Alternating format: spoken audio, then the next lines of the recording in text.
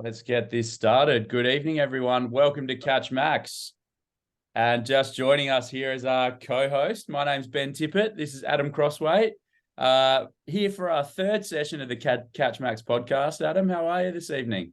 Mate, I'm good. I'm very good and very excited. We got the main man on tonight. So, keen to hear what's been going on in the Aussie camp and what's been going on in his world. And, it's, I guess, go back over what's been happening with the last few games for the Aussies, where they look like they're back on track and ready to roll.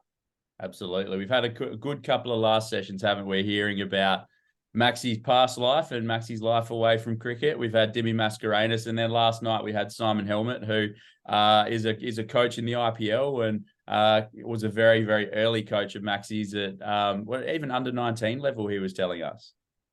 Yeah, it's been a great insight, hasn't it? It's had international flavors with it, and hearing what Maxi was like as a kid, especially to a coach, I thought was really cool. Because so many coaches see someone like Simon Helmut gets to see so many young players.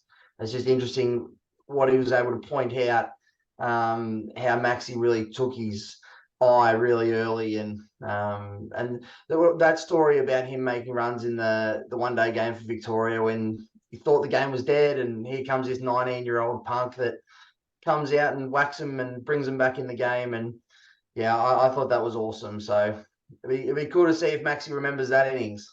Sure, I agree. And look, even going behind the scenes has been really interesting for me. Like, just I know Helmo spoke about Maxi during COVID going in, and even with his broken ankle earlier in the year, going in and working with the girls and working with the young kids at Cricket Victoria, and coming up and sitting with you guys commentating Shield games. So he just loves being around cricket, however he can do it. But not a lot of people know how much he gives back, and that's something I really appreciate about him as his manager. But he obviously makes an impact on a lot of people within the Victorian and Melbourne Stars and Australian cricket system.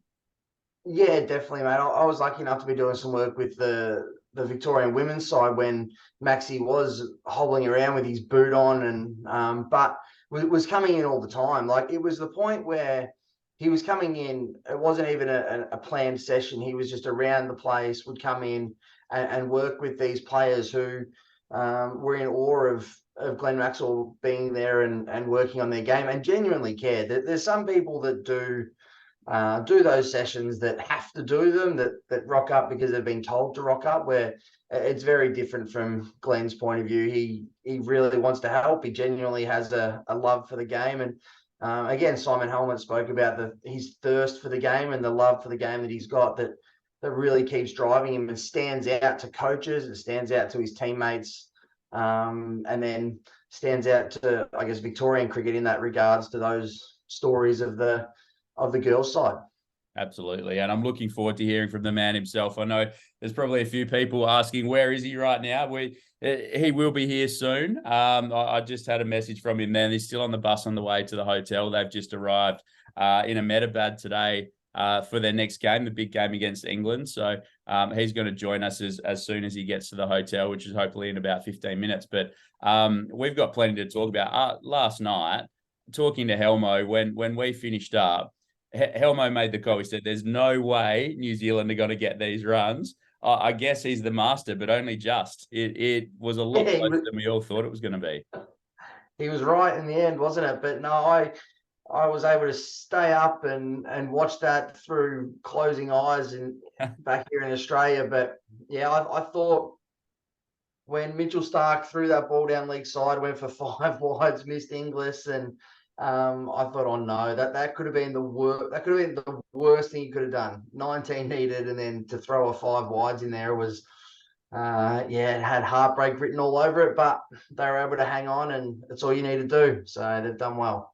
Absolutely. And who says one-day cricket's dead? I mean, going down to the wire like that is one of the best games we've seen of the World Cup so far, against two teams that are pretty evenly matched. And as we said last night, probably two of the top 4, South Africa and obviously India are the other ones. But even if you look at tonight, England, we said earlier that they were going to be a strong team. Obviously, they haven't had the best tournament, but 3 for 117. India, 27 overs, Virat out early.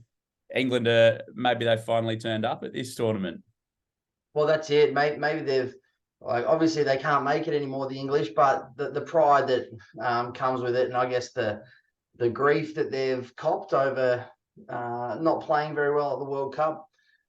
These guys are very good players, and as we say that, they've got India in a bit of, wouldn't say trouble just yet, but I think they're on top in the match. Although Rohit Sharma's still going along, which always makes everybody nervous, I'm sure, for the English fans. But I had a look at the, as you said, the ladder of the World Cup, and those top four sides, which Australia now are in, are really starting to bridge a little bit of a gap. So I think a big win on Saturday against the English will go a long way for the Aussies to put themselves in that semi-final.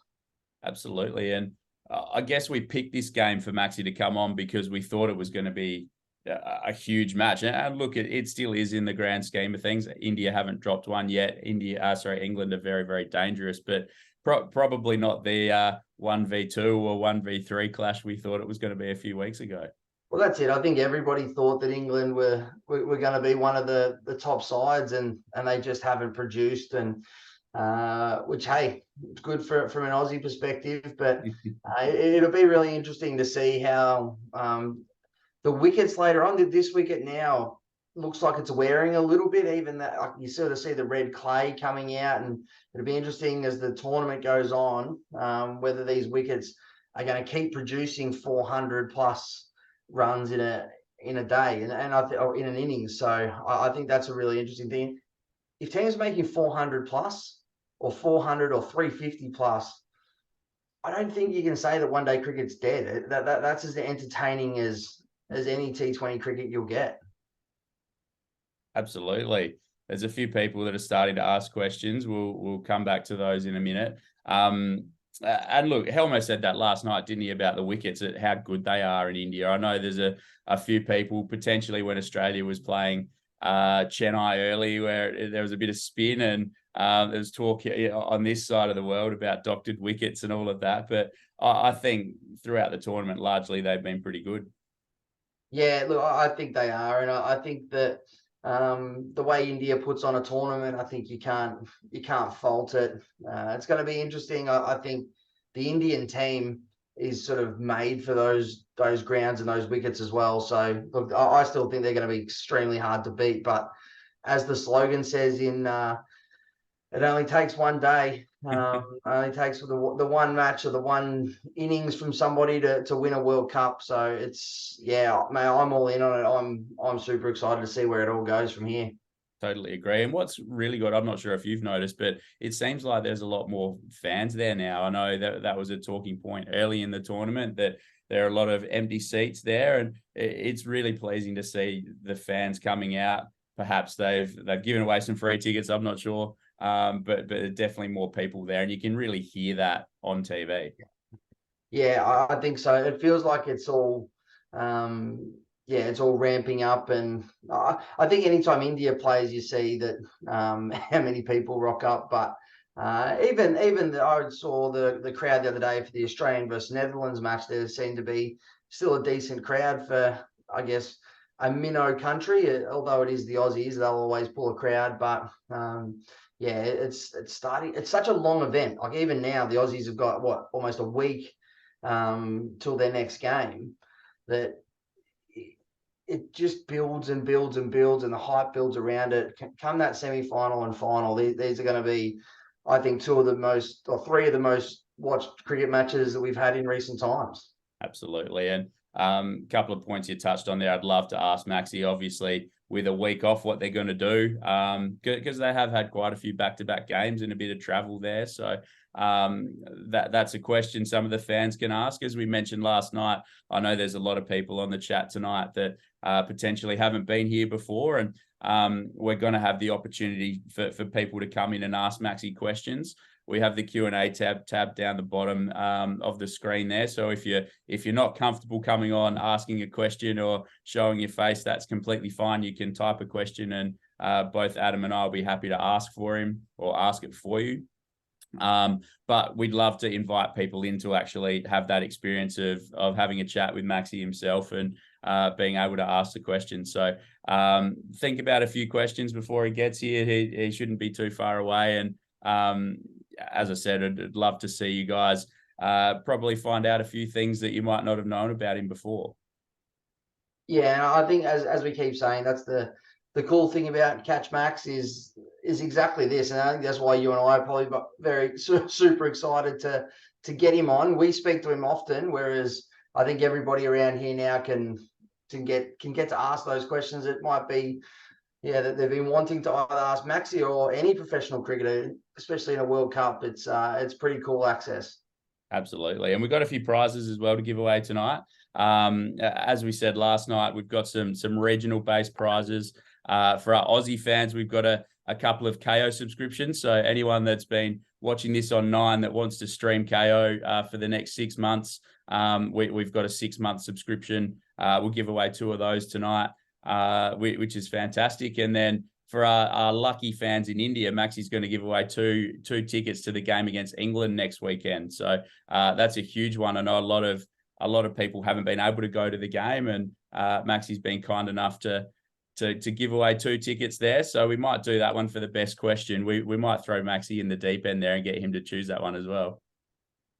I still reckon that we should be going over there, mate, and taking those tickets. But Catch Max India fans will be pretty happy with that one. It's that'll be that's just a great prize to literally get Maxi's personal tickets, right?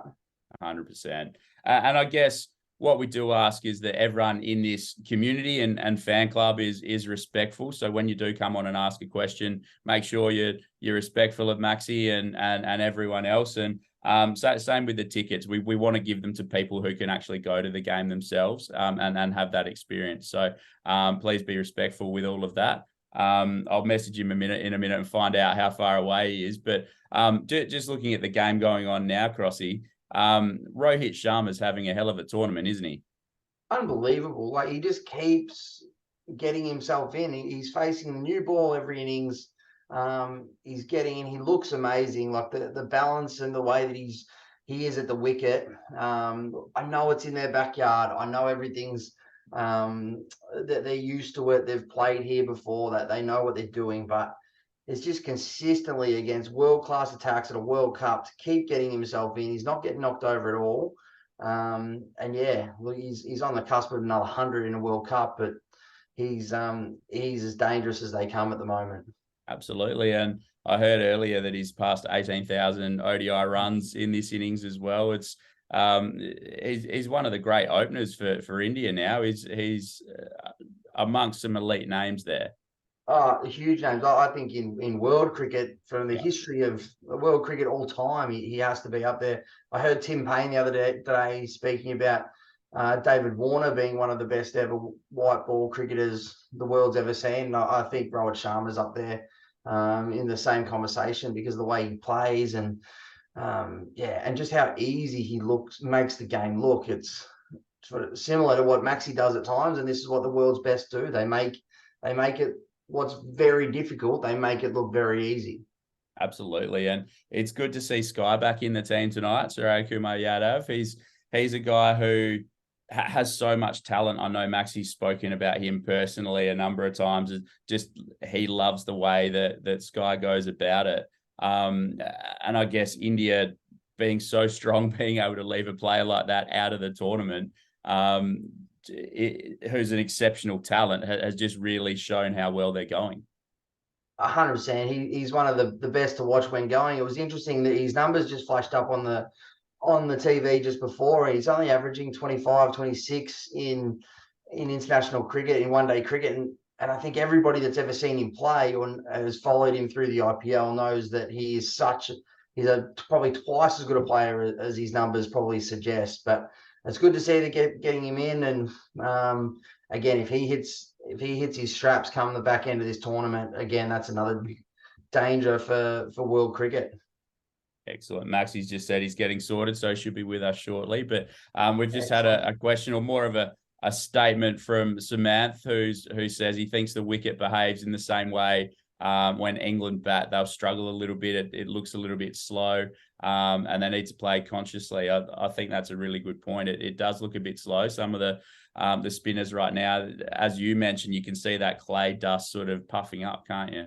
Yeah, it's going to be interesting, and we know how amazing the Indian spinners are, and they play the conditions really well.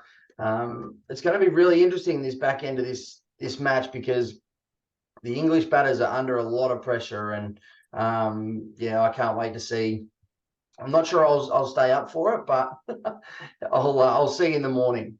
Well, you did a good job last night. As I said, an early game here for us in Australia, but it was still at 11:30 p.m. finish. So you've done well, mate. Mate, we're getting used to this after the IPL, and the amount of late nights we've done sticking up trying to watch Maxi bat. Looking forward to getting him online and hearing. I just can't wait to hear about what his thought process around that 100 off 40 was, and how he's feeling just in general with his cricket, because he's definitely on fire. Absolutely. We've got another point from Sid here. The match is heading in an interesting way. Is it the wicket, or is India just playing a little bit slower? He's backing England, which is interesting. I'd be really interested to see why he thinks England's the favourite from here. But another one, Nyanthra has come on and asked who our predictions are. What about yourself? Who are you thinking? Mate, I just can't go past India. I just don't. I don't think I'll probably be able to back against India at all, maybe until they play the Aussies in the final. But I just think that, as we were saying, that once their spinners get a hold of it on a wearing wicket, I think it's going to be really hard for an English team that's under a lot of pressure. Totally agree. If anyone else wants to make a point or ask a question, feel free to write it in the Q&A just there. Looked like there was another wicket there. Did you see what happened? No, I've missed it. We really need to sync up our live streams. It was Rahul that got out there. Suraj Kumar Yadav is 7 not out now, so Yeah. that must have been a little bit earlier. According to Mike cricket That's what I've got. stats. That's what I've got too. You got the same thing. It's great. It's great to see people actually coming in and asking questions. And Glenn Maxwell might be. Glenn just popped up on my screen there. I did see him pop up. I'm just going to let him in. Here we go. Do you think we need to do an intro for him, mate? Ladies and gentlemen, this is Glenn Maxwell, the man we're all waiting to talk to.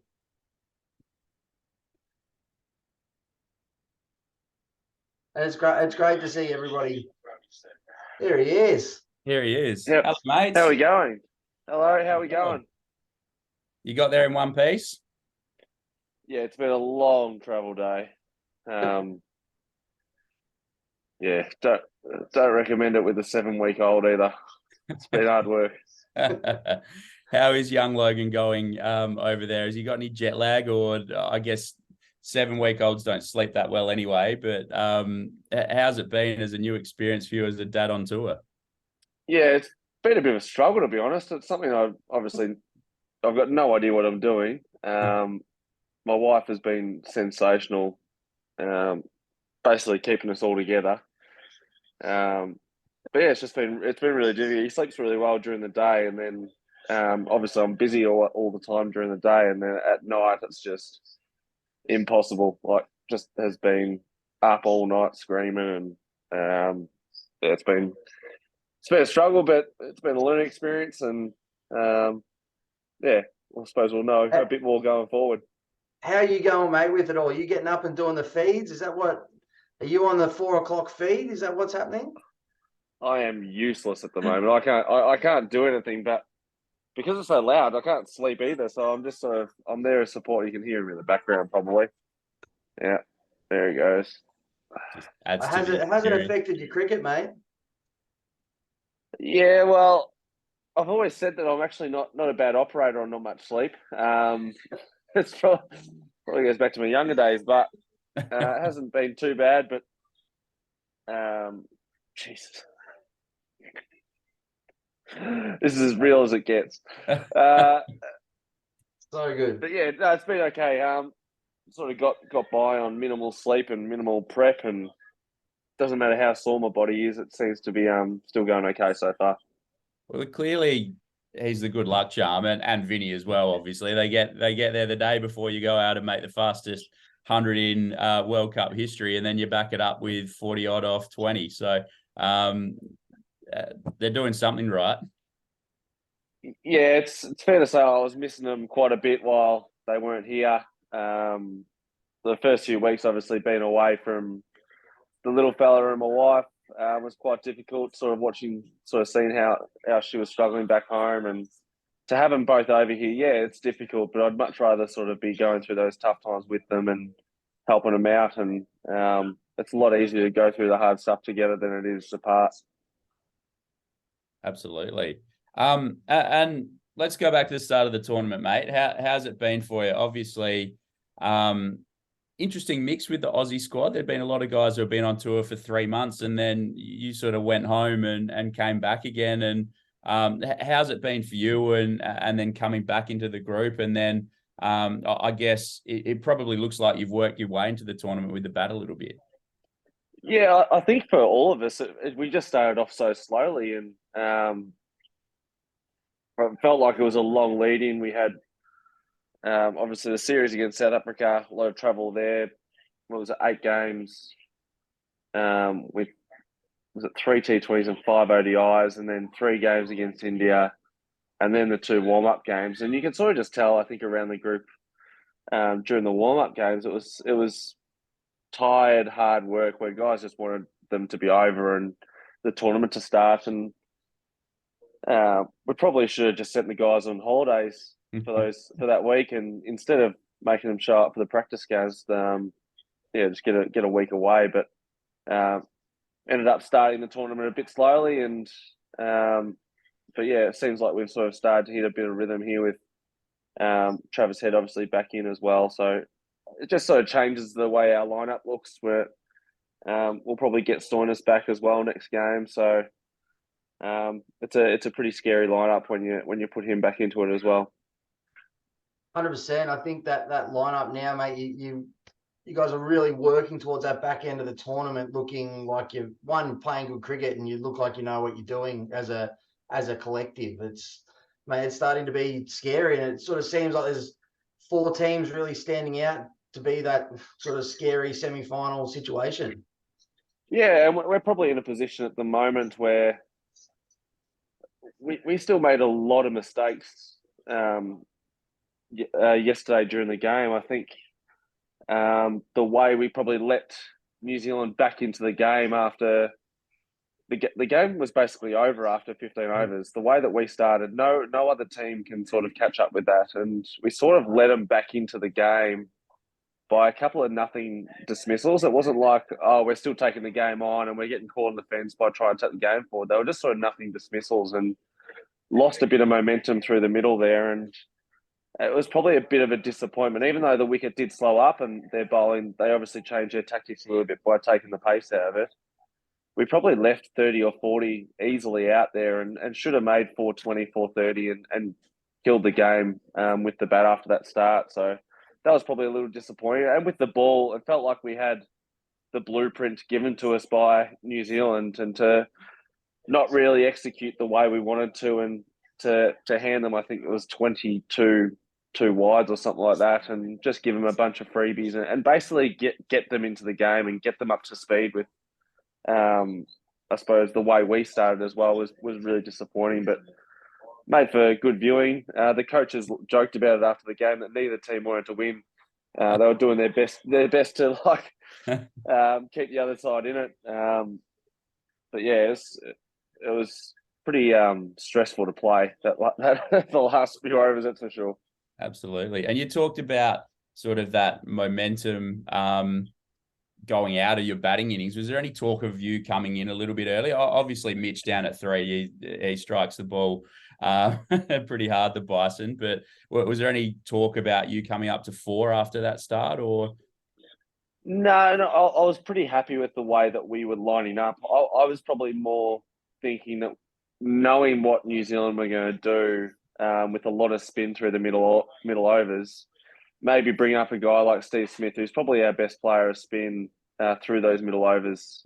Give him 20 overs just to bat normally, and you know that on a wicket like that in the ground like that, he'll go more than a run of ball easily against an attack that he's played against a number of years. So that was maybe something else we could have done, and maybe save Mitch Marsh for a bit more of the power hitting at the back end. But yeah, we spoke about it at length, I suppose, throughout the game. And as I said, we've got things to work on, which is a good sign when you've won 4 in a row. We've still got areas to improve. Mate, talk us or take us back into a couple of games ago, the 100. Pretty good viewing from where we were sitting. You've spoken a little bit in the press about sort of how you're feeling going into it. You spoke about it earlier with Logan being on tour with you. But yeah, mate, if you can take the Catch Max people into, I guess, how you were feeling and how that day unfolded for you. Yeah, so probably the day before, the night before, when Vinny arrived with Logs, I was a bit nervous because the whole day when they were coming, I was starting to feel a bit crook and starting to get a bit sick, and I was thinking, this is just shocking timing. Like I've been fine the whole time, and then finally they're coming over and get to see my son again, and I'm sick and probably won't be able to hold him and kiss him and like take care of him, and he's starting to feel a bit sick as well. So it didn't matter anyway. But yeah, so then the following day, I was trying to sort of stay clear of everyone. I was wearing a mask on the bus, sort of trying to stay away from everyone else.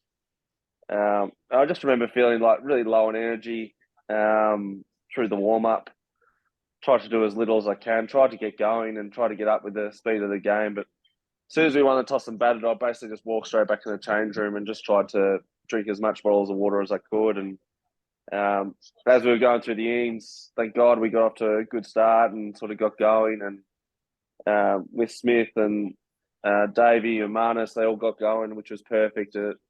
I suppose it just allowed me to sort of chill in the change rooms. And I think after the previous game where I made the mistake against Pakistan of going too hard too early, I was probably in my mind, I'm like, I don't mind if these guys keep batting or someone else goes out there. Ingo goes out there and does his job. And if I don't get a hit, it actually might be a blessing in disguise that I can sort of chill out through this game and not have to do too much and save myself and hopefully recover from illness. And then sure enough, Ingo gets out and I'm walking out there and sort of sitting at the non-strikers end for. And I've always said this, whenever I go out to bat, I love the fact that if someone gets out in the last ball, I don't have to face a ball for a few balls and I can just sort of get up with the tempo of the game just while still being out there. And there's nothing worse than going out and there is one ball left in the over and it's like, well, there's only one thing that can happen here. And just those little weird things that go through your head. And I think it was just perfect timing. That was last ball of the over. I was able to sit there and chill out, watch a whole over at the other end. I think Greeny hit a single off the last ball of that over, so I got to watch another couple of balls of the next over. And it just worked out really well. And by that stage, I felt like I'd actually been out there for a few balls, even though I hadn't faced yet. It actually felt like I've got used to the surroundings. My eyes have got used to the conditions. I've sort of seen the way the pitch is playing, even just from the non-strikers end. And it just helped start my innings. And then once I got going, we lost a couple of wickets, and then I sort of tapered back in a little bit. And I think I hit a couple of balls really cleanly, and I was like, you know what, let's just go for it. We're not gonna know if I don't try and take the game on. So tried to take the positive approach and came off pretty well. So, mate, in that situation, I'm curious here. So you're walking out in the 40th over. In your mind, if you walk out in the 40th over, do you think that that's possible to get yourself to 100, or are you just going as high as you can? Like, what's your thought pattern going in, you know what, I'm going to face 50 balls here. I'm going to face 40 balls. I'm going to get 100. I think if Davey, Greeny, or Ingo are batting with me at the back end, there's no way I get 100. There's because I'm not farming the strike. I'm not trying to hide them from the strikers end. I'm letting them face as many balls as I can. As soon as it gets past like 7 down or 6 or 7 down, I'm thinking that I have to face the most of those balls. So I try and control that as much as I possibly can. I'm looking for a 2 at a minimum, 4 or 6. And then once I get to the last ball of the over, I know that I'm hitting a single to make sure that I'm facing all 6 balls in the next over. So I think that's just one of the things that I try and control at the back end, is that I face the majority of the balls. And it might sound arrogant, but there's a reason that I've got the highest strike rate in world cricket, is that I control the strike really well. I face multiple balls in a row, and I get a read on bowlers, and I'm able to sort of get ahead of them. Yeah, it might not happen every time, but I'm able to sort of face multiple balls of the same bowler, and obviously pick them off at different times. I love the fact that, and it's great insight that you've explained it, but that innings you played yourself in a bit more than the last one, and you've still got a 40 ball 100. So I think it's great that you sort of consider being out there and just seeing a few at the other end as part of that process. Yeah, I think I look at the breakdown. I saw the breakdown the following day, and I think my 50 was off 27, and that's not in the top 6 or 7, or maybe 10 fastest 50s I've had in my career in different formats. And it actually felt like I was giving myself some time. Yeah, the last 20 of that 50, I sped up a little bit, and I found the ropes a bit. But it was only once I put enough pressure on the opposition that they knew that I was controlling the strike, and they were trying to find a way to get me off up the other end, that they just sort of struggled to sort of contain. And people will sort of say that, oh, well, he got given those full tosses. Yeah, but I created those full tosses by hitting the good balls for boundaries and putting the bowler under a certain amount of pressure where you hit their good balls for boundaries, and all of a sudden they think, where to next? And their head gets muddled. They can't execute under pressure. And that's how you end up getting loose deliveries that you can score off. And to continue on with that, mate, I think it's just such a great insight for everybody that you're sitting there with your maths all worked out. You know who's coming to bowl at you. You know, in those situations, do you feel you know exactly where they're bowling, exactly what they're doing, and you're ready before he's even turned at the top of his mark? Yeah, and that was probably the disappointment about my dismissal last night, because I knew exactly what was going to happen, but I just sort of double guessed myself. So even last night, Jimmy Neesham, who's one of my close mates, played together, trained together for a few years. He comes around the wicket with short third man and backward point up. And in my head, straight away, I was like, this is as easy as a plan can get. It's a reverse sweep because he's going to bowl wide. He's going to try and keep it away from the short boundary. He's going to try and bowl wide and make me make the play with the reverse. And in my mind, I'm thinking, that's just the easiest ball that I can hit for a reverse. And for some reason, I just went, you know what? He might double bluff. He might bowl slower ball into the wicket. So I'll stand dead still and see if I can hit it. And ended up getting exactly the ball that I thought I was going to get, but sort of guessed myself out of. And that's sometimes the frustration, I think, of when you're at the back end, is if you back your first instinct most of the time, you're going to probably have success majority of the time. It's when you double guess yourself is when you get into trouble. And that's probably one of a couple of learnings that I've had even from earlier in the tournament, is just double guessing myself when to go or when to be a bit more aggressive, and stick to that aggressive play and keep backing my areas. We've had a couple of people on from early in your career. We had Helmo on last night having a chat about you as a under 19, which was the first time he came across you. But you talked about that sort of understanding and almost knowing where the bowler's going to bowl. Is that something that you've sort of just learned over time?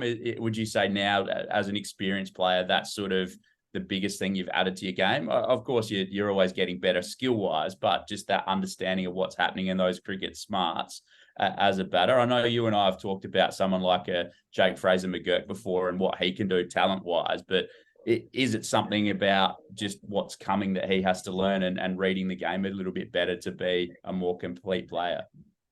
Oh, when he begins to read the game and I suppose understand the opposition a bit and the timing of the game, he's going to be 10 times the player I ever was. Like, he has got so much skill and so much talent, so much ability that if he can, I suppose, watch enough cricket, like take in enough information, be a sponge around senior players, and learn as quick as he possibly can, he's going to be a superstar because he's got all the DNA of a quality first-class cricketer, list A cricketer, T20 cricketer, whatever, I suppose, format he wants to play, but he's got it all. And I suppose one of the things that I do really well is I'm a sponge for watching games. Even now, watching England versus India, I'm picking up, I suppose, things that England do well or poorly, the fields that they set for certain batters at what time, the wicket, why they're setting those fields.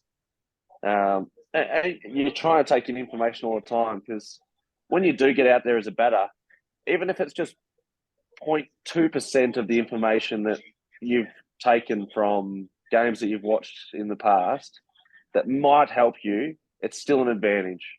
And I think that's what a lot of people forget is, for a while there, it was uncool to watch lots of cricket.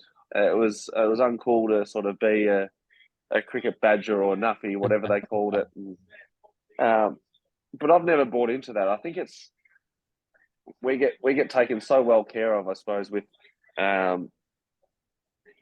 suppose just being a cricketer and being able to travel around the world and play all over it. It's part of our job to be extremely well rehearsed, I suppose, on what cricket happenings are happening around the world. And I really miss any games during the World Cup. I try and make sure I know what's going on with the teams that we're going to be coming up against, and even leading into series, get my homework done, I suppose, on certain players I'm playing against. It's great to hear you talk, as you just spoke about Jake then, mate. But I guess for me, being a couple of years older than you, that was the exact type of situation I was having back when you were coming through. It was like, this kid's going to be a good player if he can figure it out and can do it. So it's so cool to actually hear. It's so I can just bang it into your head. Crossy just like banging his head against the wall, and this bloke will not listen. You ended up listening beautifully, though, mate. You've done it. I think it's just such a great, it's a great piece of advice for some young cricketers. Just that, as you say, it's okay to love the game. It's okay to be. Simon Helmut spoke about your thirst for the game yesterday, and that love for the game that really has turned you into an international cricketer.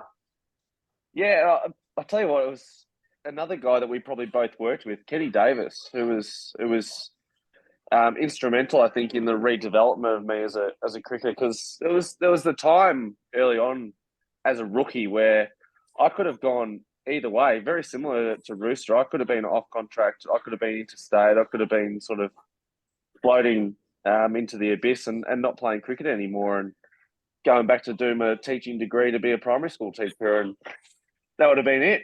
But yeah, Kenny Davis is one of those guys, the psychologist at Cricket Victoria at the time, who I worked quite closely with, and I think it was Helmo that actually suggested it, that I should branch out and start to, I suppose, talk about other areas of cricket. And being a young player, what do you mean the mental part of the game? What the ball comes down and I whack it? Like what mental part of the game is that? So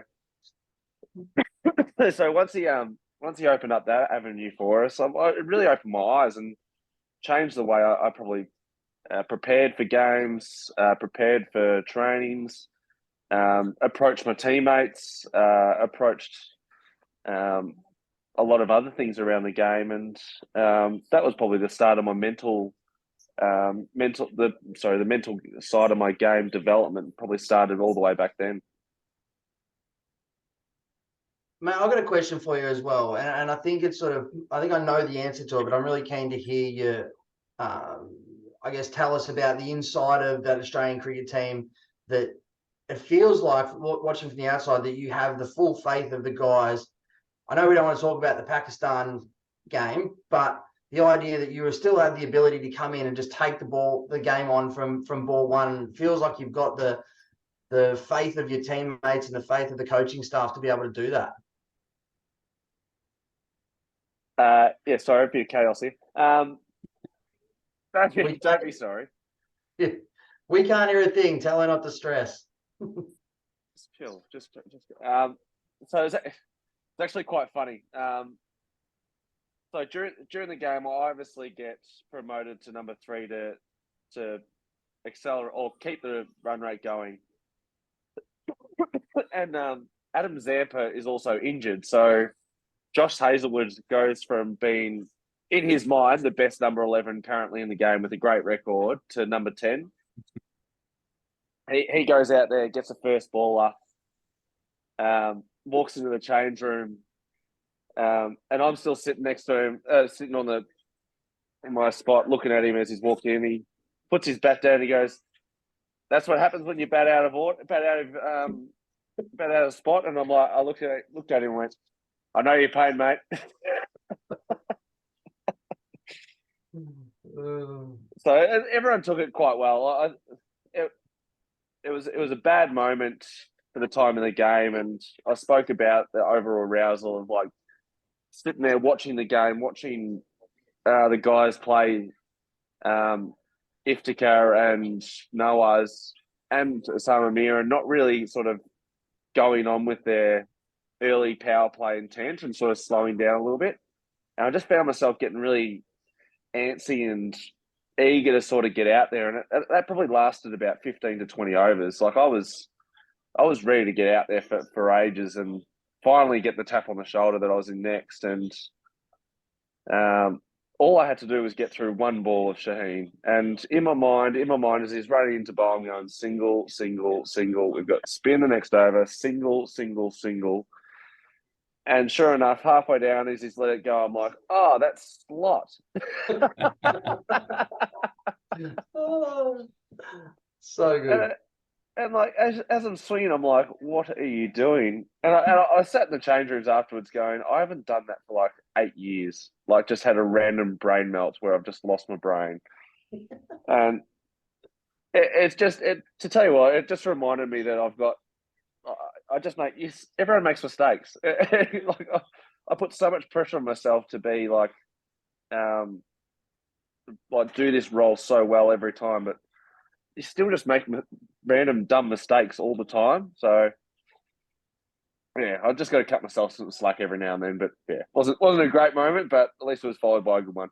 I was going to say you made up for it the next time around. Mate, how's the body feeling? Obviously, I've really noticed that it looks like you're back fielding in hot spots where you probably weren't quite in those spots during the IPL. Are you feeling better? How's the ankle? Where are you at physically right now? Yeah, so to give you an update, I suppose over the last 6 or 7 months, I think towards the back end of the IPL, I actually started to feel really good again, and started to field a bit more in long on and deep in wicket and run around. And I was like, I'm really close here, and went to Warwickshire, played county cricket for them, and probably struggled to sort of get the same sort of preparation that I did during the IPL. IPL, we had gym, massage, physios, like just pool access all the time. Just felt like we had all bases covered, and I suppose the county system's just a little bit different, where I just didn't quite have that support system around me consistently, and found my body started to struggle through the back end of that tournament. So coming home and doing the rehab leading into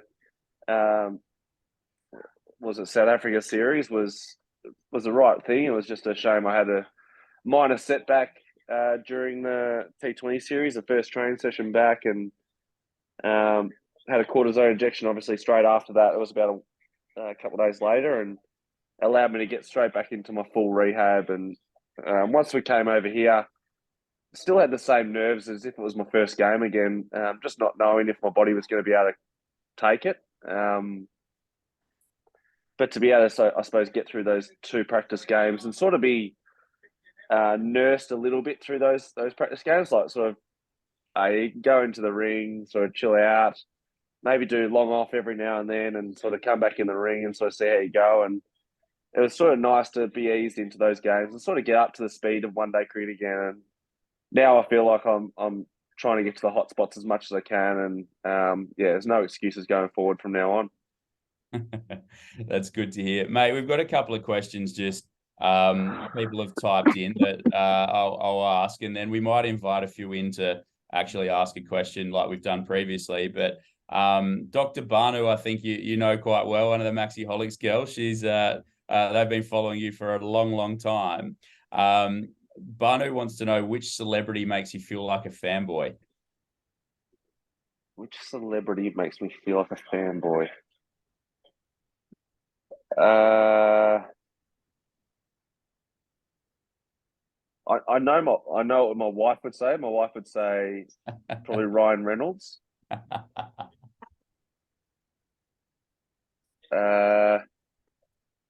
have got to a Wrexham game while you're in England.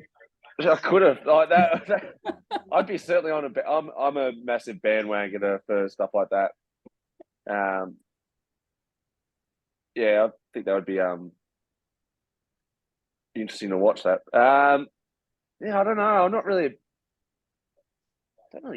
care about celebrities too much. Like, it just doesn't really faze me. I do get giddy around St Kilda footy boys.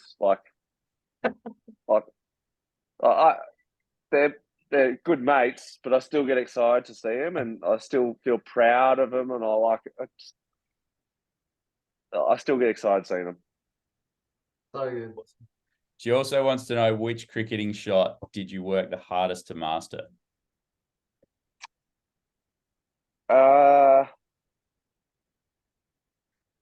It's probably not the reverse sweep, because I don't think I actually worked that hard at it.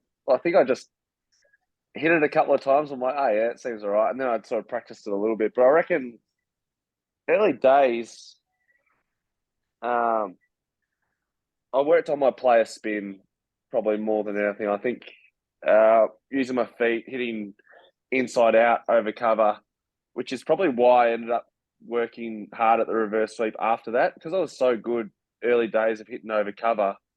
I used to have long off so wide, deep cover so straight, that there was a huge gap behind point, and I ended up just started playing it because of the way I used to use my feet against spin and hit it inside out. And it's funny the way it all sort of comes full circle. And even early days, I used to be unbelievable on the short ball. I used to pull the pants off them, and now anything above waist height, I get a little bit nervous. Can happen. No, you go through stages, I reckon. These days, I feel confident.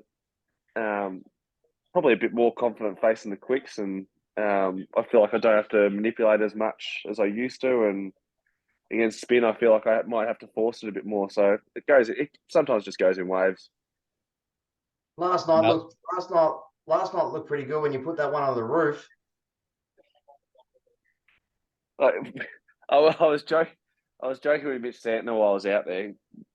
Another good mate of mine, and we played against each other for Birmingham Bears versus Worcestershire Rapids, and he bowled to me at Birmingham at Edgbaston, and was bowling so slow and so wide to this monstrous boundary with 3 fielders out on the offside, and I just literally could not do a thing. And I ended up getting out to him, but I absolutely crunched one. And I was like, oh, that's massive. And I got caught about 10 meters inside the rope. So the one I hit for 6 onto the roof was quite a similar ball. I just hit it a little bit straighter, and I used my feet a little bit more outside off. So learn from my mistakes. And I think that's one of those things that I'm always trying to do, is learn from my mistakes. And it was nice to get a hold of him a couple of times. We got another one from Nantra Srikanth. Apologies if I haven't got that pronunciation 100% correct. Is there anything you do specifically to mentally prepare for a game, specifically a World Cup? Well, if the last two games are anything to go by, it's sleep as little as possible. Wake up with a dodgy-ish throat. Scratch your way through breakfast. Be dozy for about 4 or 5 hours until it's game time, and then go, oh my God, we're singing the anthem already. Where's the last few hours gone? No, but in general, I'm a pretty structured guy when it comes to my preparation. I've got massage the night before. I see the physio in the morning of the game. I do my pool work. I'll do gym session 2 days out from the game. I've been trying to have a hit either 2 days out from the game or 1 day out, depending on the schedule or the timing. But I like to keep my preparation as consistent and relaxed as possible. I don't overtrain in between games. I don't really bowl too much. I don't do a whole lot of fielding. I try and save all that for sort of the morning of the game. So in the warm up, I'll do a bit of fielding, just a bit of throwing, hit some stumps, get used to sort of jumping around the boundary. I suppose catching on the hop and just like little things that sort of just make me feel a little bit more comfortable in the atmosphere, in the arena of the ground, and sort of just moving around and having a bit of fun. And I don't know, just try to get your eyes ready and get used to the viewing that you're going to see. When you say you don't overhit, I remember talking to Trent Woodhill about it, just talking, and he was sort of talking about hitting to that point where you just feel like you're almost there, ready to explode, and that's when you cut it off. Is that something that you still do, or you still work on, or is that more of a T20 thing? Oh, for me, it's probably pretty similar. I think with my role being so similar to T20 to 1 day, I don't really have to change a lot. The other day, I trained at Dharamsala. Went in, I faced some spin, and I make a real point of while I'm practicing against spin, I'm trying to take it on straight away. I'm trying to hit boundaries. I'm putting myself into game mode. There's so many times I see guys who bat in the middle order, go into the nets, and literally block their first 30 and don't do anything. And I just look at it, I go, what are you doing? What are you doing? Like, you're not. Everyone knows how to block. I just, like, as an international player, everyone knows how to block. Go into the nets and work on something specifically. Work on how you're going to beat the opposition. Work on how you're going to take it to them. Like, limited overs cricket, you've got to be able to put pressure on the opposition. You've got to be able to transfer any possible doubts from your side onto their side. So if you can put them under pressure by practicing things of being aggressive, taking them on in different spots, and working out what works in these conditions the quickest, it just makes your job so much easier. And on the ground, if they bowl a good ball, you naturally adjust and you naturally play a different shot. It's not like you're just going to go out there and start swinging, unlike Pakistan, which was that's just a one-off. That was a one-off. But for the majority of the time, it's you've got good intent and you're trying to make sure that you're making good decisions, I suppose, with that intent. And I think some guys lose that when they just go in there and look like they're having a net rather than look like they're trying to work on something. Agreed. We might try and bring Crossy. You might ask a question, but we'll also try and bring Santosh, who's had his hand up for a while here. So we Sorry, might bring him Santosh. into the chat, and if he's still there. Here we go. Santosh, can you hear us? You're muted at the moment. I think Yeah. Thanks, Ben. First of all, good evening, Maxi, and congratulations on becoming father. Thank you very much. Also, I'm totally in love with the name Logan Maverick Maxwell. It sounds like a superhero name of a Marvel series. Yeah. And my question is, so we know you broke the fastest 100 in World Cup versus Netherlands, but you also saved Lazarus' record by hitting Bastillery for 115 runs. So how was Zampa's reaction when you went in for the mechanics? So funny thing is, I looked up at the scoreboard, and with 2 balls to go, I think it was 2 balls. He had 107. He had 2 for 107, and I knew Zamps had gone for 113. And I was like, all right, I've just got to hit one of these for 6, and just make sure I get runs off the other one. And like I'd sort of forgotten about my own score at that stage. As soon as I saw that he had 107 next to his name, and I knew what was going on. I knew the change room was going nuts. And like, sure enough, next one's a head high full toss that goes for 6. So there's 7 done. We're done. We're home. We've got him over the line. We've got Zamp safe. Yeah, it was very funny to be able to share that. I suppose with a guy like Zamp, so I reckon that would have really hurt him, having that record, and he's been so good for us for a long period of time, and so yeah, it was quite funny that he was able to sort of rid himself of that record. I don't think I've ever seen him more excited about anything in cricket. He was jumping up and down in the dressing room. He doesn't get that excited when he takes five for. I'm not sure he's ever been that excited, ever. Hilarious. Santosh, have you Thanks, got Maxi. another question, or is that? Nothing. All the best for the. I'm not sure Australia will cross semi-final and final. So all the best for the rest of the tournament, and hopefully I'll be there to see you winning the World Cup for the second time. Cheers. Thank you very much, Santosh. Cheers. Thanks for joining us, mate. We've got Sid as well. Sid, Sig's been a long time fan. He was back in the Discord days, so we might bring Sid in. Sid, you've got on your mute on as well.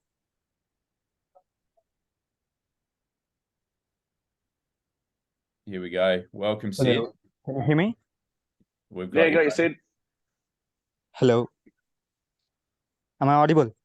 You are. Yes. Thank you for giving me this opportunity, Ben and Adam. You're welcome. I'm pretty nervous right now, so I'm unable to speak properly, but I'm very glad to meet Maxi. Hey, bud. What's your question? My question is, what are your top 5 favorite moments or top 5 favorite innings?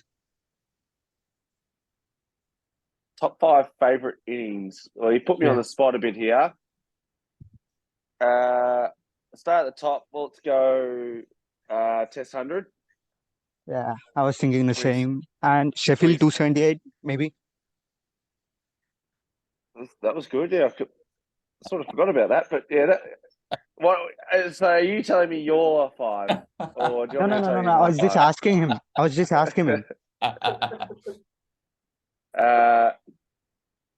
want to say 115 against India in Bangalore. Okay.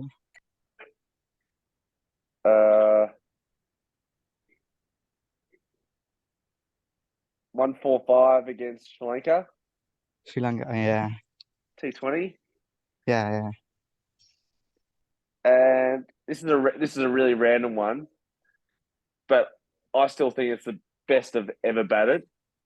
122 not out in a warm-up game against India in the 2015 World Cup. Oh, There you go. It was off 57 balls, I think. 57. That's Yeah. great. That was good fun. All right, there's another question. Yep. Yeah, this is not from me, it's from Maxiholics. Nice. What's the mental condition that help you be you?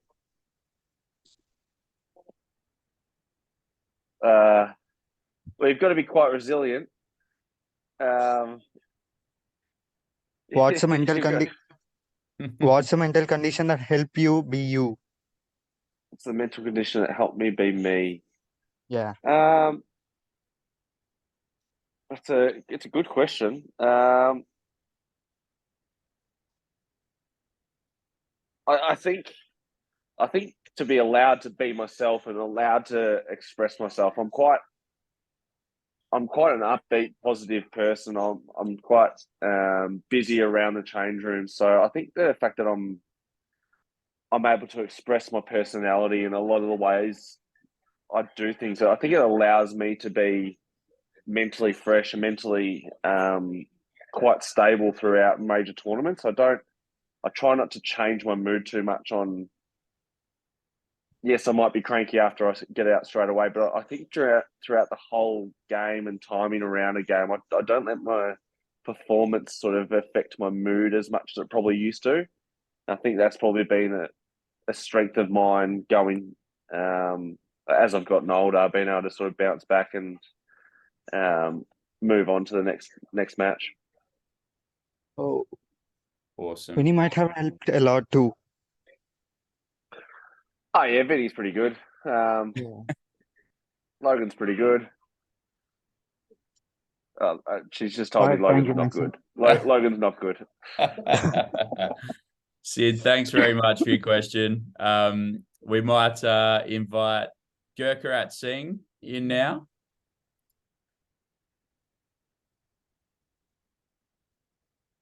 Gurkharat, are you there? Yes, I'm there. Nice to meet you. I am audible, I guess. You are. We can Yes. hear you. I just am really nervous right now. I don't really know what to say, but it's yes, Maxi. I'm one of your fans. I'm Love 16 that. years old. Watching you from 2013 when you were in Mumbai Indians.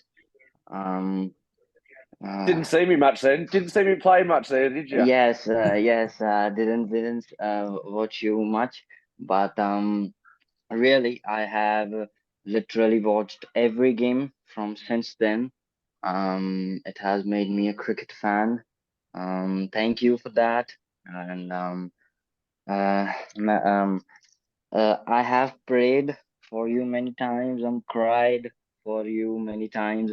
When you got out in the Pakistan game, I was literally crying. Oh no, Yes, I'm sorry. yes, I So was was I. crying right.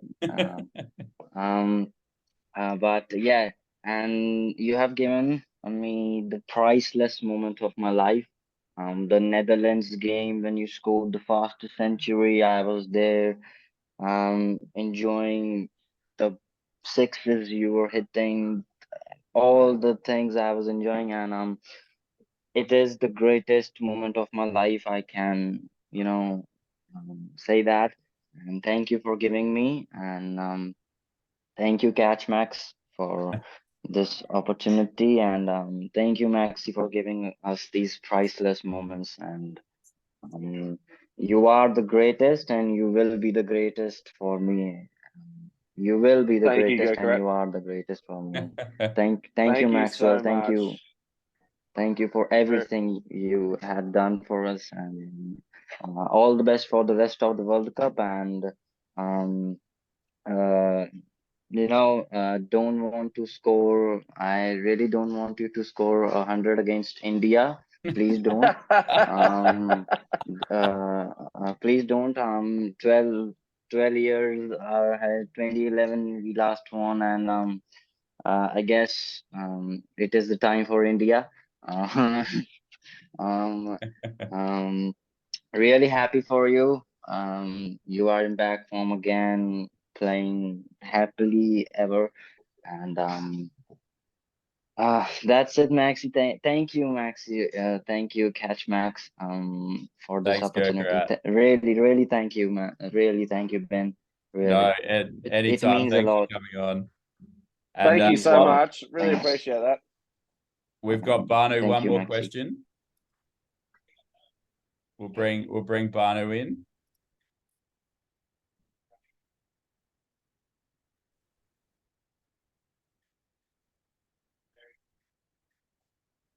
Banu, are you there? Hello. How are you? Hi, Maxi. How are you? Very good. How are you? I'm good. Thank you. I mean, you scored the fastest 100 of all time, of World Cup. So I can say I'm pretty elated. Yeah, you've given me some good reasons to be very happy. So yeah, I'm very happy. I've timed this pretty well, haven't I? At least I didn't do this after the Pakistan game. It would have been pretty somber. We thought the It's okay. same You were thing. trying. I'm It's telling you okay. guys, I we mean, keep it level. It doesn't matter how many I make. We try and keep it level. It's okay. Yeah, we can talk about the fun things. This is true. Having said that, I didn't want to tell 11 million of your fans on social media if you lost last night that you didn't want to chat. So I'm glad you got over the line. Oh dear. No, I wouldn't be like that. so What have you got I'm for us, hoping Bano? I'm hoping India's treating you right. And firstly, I really want to ask, how did you forget the 108 you scored versus England? I mean, 2021 century, when the guy was Yeah. asked, how did you forget it? Oh, that's a good point. And I haven't got too many hundreds to forget. So like, that's, That's not what I meant. But yeah, it's like it's one of the best innings from you. I mean, it's my favorite of yours. So yeah, yeah, so I was that's just really. actually You're right. shocked. That's really bad. That's right up there. No, that's a good point. Yeah. I should have probably put that instead of having a practice match in there. Oh dear me. No, you're 100% correct. That was certainly one of the better ones, and I think the fact that the match situation, that was with Alex Carey being there for his first 100 as well, that probably made it even more special. And to win against England, the last game of the series, been sitting in a bubble the whole time. It was pretty cool to do as a team. Absolutely. Bano, have So, you got one more question for us? So I was, is there one record which you would like to break by the end of your career? I did say earlier, I'd like to be the first person to have 300s in every format. You already have 300s in every format. I have one. I only have one test 100. Okay. I have one I'm test 100. sorry, that's not. I got confused. Sorry. I don't think no one's got 3, 3, and 3. And so I've ticked 2 of them off. I just need to sort out the longer format. Who knows? Sri Lanka 2025. Who knows? Sri Lanka 2025. I'm pretty sure it won't be Australia next time. We would safely say that. I'm looking forward to that, and thank you for giving us catch marks. I mean, I was 14 when I started following you, so after 10 years to be finally able to talk to you, and experience all these roller coaster of emotions. It's something I'll cherish for forever. It's been a roller coaster so over 10 years, hasn't it?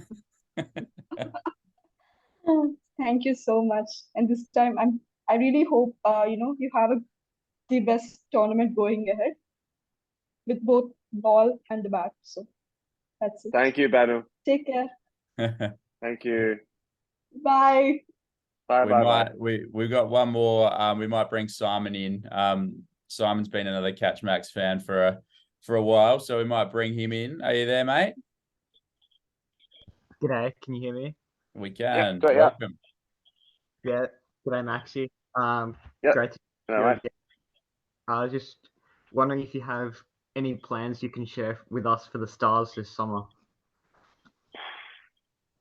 Be nice to make the finals, wouldn't it?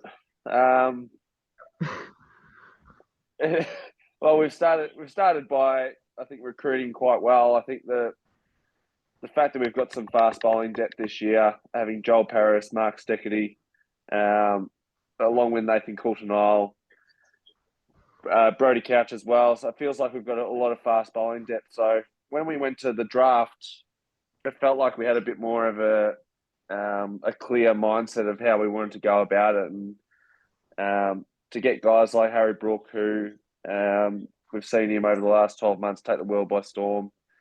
He's a quality player. Definitely. Harris Ralph, one of the favourites in the Yeah. BBL. And Osama Mia, who I think has bowled quite well during this World Cup. He's bowled in a lot of a quite different manner to what Zamps normally does. He's about 6'4". He's a big guy, bowls a lot slower, spins it a long way, and has some good variations, and can hit the ball out of the park as well. He's quite a handy lower order batter. He did really well for Worcestershire during the Blast this year, and did quite well, I think, for the Originals in the 100 as well. So we've got some real quality overseas. So we're very happy with our pickups, and we just think with Harper as our wicket keeper, I think he gives us a bit more of a rounded side. Having a local keeper allows us to be a bit more flexible, I think, with the rest of our lineup and our overseas picks. Yeah, I'm definitely really excited for Osama Mia. I thought that was a great pick. You're welcome. Yeah. You're very welcome. All right. Thanks, Maxi. You have a good one. I guess you're bowling the off spin overs, aren't you, mate? Well, we've also got Bo Webster, who can bowl a bit of both. So it just feels like I think with our all-rounders as well this year, Webster, Stoinis, myself, Hilton Cartwright if need be, we can obviously change our lineup accordingly, I suppose, to conditions. So we might only play 3 specialist bowlers at certain stages, but bat all the way down to 8 or 9. And rely on myself, Webster, Stoinis to get the rest of the overs in. Absolutely. Mate, we're mindful of your time. Obviously, your family's in the room with you there, so we won't keep you too much longer. But I know you rate Surya Kumar Yadav very highly. We've talked about tonight some of the things that you'd mentioned, how skillful he is previously. For India to be able to leave him out early is insane, just with how good their team is. But to see him come back at 41 tonight, what are your thoughts on India and how they're going? And I guess looking forward to England next game for you guys. Yeah, well, what I will say with England, like it's very nice to be able to play a home World Cup. You've just got everything there for you. It's easy, it's nice, it's simple. We've seen what's it been since 2007, the last time someone won a World Cup away from home. So it's a long the ODI World Cup is a long tournament. It's 6-7 weeks. It's a long time on the road, and just those little comforts of home, the conditions, just that feeling of having familiarity with your surroundings nonstop. You can have your family around all the time. It's just a lot easier. And let's be honest, India have had some pretty favourable conditions go their way. They've won a lot of tosses. They've chased a lot. They've been able to, I suppose, have. We probably made the mistake at Chennai of batting first when there was a lot of dew that came in the following evening. Even saying that, we made a great start and probably threw away a bit of a good start and lost too many wickets through the middle. But you can sort of look at it both ways, and they were able to, I suppose, cash in on a couple of missed chances, and then all of a sudden they're away. But I feel like they haven't really been stretched that much, and as a team that's going to hopefully come up against them in the finals, I hope they're not stretched at all. I hope they cruise through these last games. They go 9-0 into the semis, and then they come up against us in either the semi or the final, because I feel like we've got the team and the firepower that can take it to them. Absolutely. Crossy, you got another question? No, mate, I think that's great, Maxi. Thanks for sharing all that, mate, and giving us your time. It's been awesome to watch. You're playing beautifully, and the boys are on fire at the moment. So make sure you smash the Poms, and then in rolling to Afghanistan, I think, and nail down that semi-final spot, mate. We're all supporting you hard back here, mate. We have one more important thing to do though, Adam, and Maxi has promised a couple of tickets for the next game. I don't know if you remember that, mate. I hope you do, and you've still got them. But we thought tonight we'd give them to the best question. Is there anyone that sort of stood out to you that you want to? Obviously from India, so unfortunately we're not going to fly Simon over there. Yeah, that's stiff. I tell you what, I think Banu needs to get the tickets after recognising the fact that one of the best innings I've ever played. I completely forgot about it. I think that's quite memorable. Yep. So yeah, I think that's a clear winner for me. That's a great choice. Banu, I'll be in touch via email to sort those out. But Maxi, thanks so much for your time, mate. Obviously, everything you give back for Catch Max to all the fans, but just what you do on the field, you can see how much you touch some of these people and how nervous they are to ask you questions. But it's really great to hear the passion they have for you as a player and the joy that you give them. So thank you very much for that and for joining us tonight. No worries at all, guys. Thank you very much, everyone at Catchbacks as well. The fans, you've been awesome. Keep supporting. Let's hopefully there's less of a roller coaster and a little bit more of a steady incline as we go forward during this World Cup. But yeah, keep watching, keep enjoying, and hopefully we'll see some more stuff on Catchbacks soon. Thank you, Maxi. You can hit end for you, and Adam and I will wrap up. No worries. See you guys. Thanks, Yeah, mate. How good was that? I just love his insight into the game. Mate, I think there's a few grabs we can grab from that. There's bits of gold for cricket lovers everywhere. That a bit of an insight on how you, as an international player and someone at Maxi's level, thinks about the game. It's pretty cool, and it shows that everybody's human. And as he said, he stuffs up more than most. So yeah, very, very cool interview, and so good of him to give the time. Totally agree. And even just a little sense into his world at the moment with, you can hear Logan and Vinny in the background. And funnily enough, he's still got his eye on the cricket. You could see every time there was a wicket or something happening, he'd sort of pause what he was saying a little bit. But he's got a lot going on in that little room. So it was great for him to give up his time as soon as he got to the hotel. Yeah, he's got that cough going on as well. He's obviously still struggling a bit with that. So, but I think that's life on the road, right? So, one of the do we have Simon? Was Simon from Australia or maybe a KO? He is. I think we'll give Simon the free KO for 6 months as well. So that's the other prize. Well done for remembering that. That was being the sole Australian, but also someone that has asked a question, or the sole Australian to ask a question. I think the KO. 6 months of KO goes to Simon. So well done to you. I'll be in touch on email as well. Perfect, mate. So good. Thank you for that. When are we on again? We're on again for the Aussie-England game, aren't we? So a week away? Yeah. A week away. It'll be the old foe. It'll be a great one. And yeah, it'll be interesting if England, they look like they're doing pretty well here against India. So they'll come in with some confidence, and yeah, we'll just have to bash them again. Absolutely. Looking forward to joining you next time. Thanks everyone for joining us tonight. Adam, thanks so much for your time. Obviously go and get some sleep, but hopefully this one's a cracker as well, and it'll be interesting to wake up and see India, England, and who's got the chocolates there. But thanks everyone for joining us, and we'll see you next time.